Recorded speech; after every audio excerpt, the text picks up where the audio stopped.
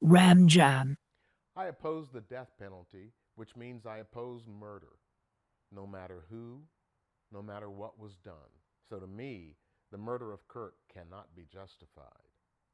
There are two things that need to be said. First, a thirst for violence on the part of many who loved him and what he did is becoming apparent. And second, there's an illegitimate attempt to transform him into some kind of American hero instead of a loud and pathetic white supremacist.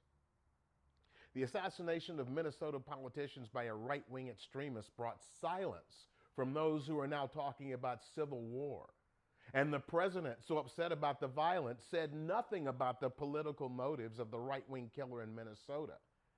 And he also said that calling the governor of Minnesota would just be a waste of time. And while they were ready to pounce on this suspect, the suspect ain't an immigrant, or black, or brown, or transgender. He's the white young man who's the son of a law enforcement officer. The next day brought a string of threats of violence that caused lockdowns at HBCUs, including Alabama State University, Hampton University, Virginia State University, Southern University, and Bethune Cookman University, and others.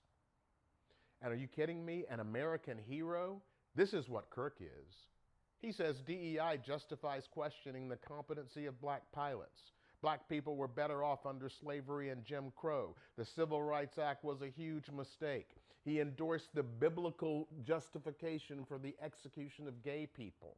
Black women need DEI because they have inadequate brain processing power. George Floyd was a scumbag, and MLK Jr. was just awful. And single women who don't get married early will be depressed, suicidal, angry, and they'll lash out by voting Democratic. Jewish people push the same hatred against whites they claim to want people to stop using against them. And most ironically, he says it's worth it to have a cost of, unfortunately, some gun deaths every single year so we can have the Second Amendment. Kirk was a race baiter and a bigot who used his hatred to accumulate a net worth estimated by Parade magazine to be $12 million at the time of his death. He did not deserve to be murdered, but he certainly is no hero.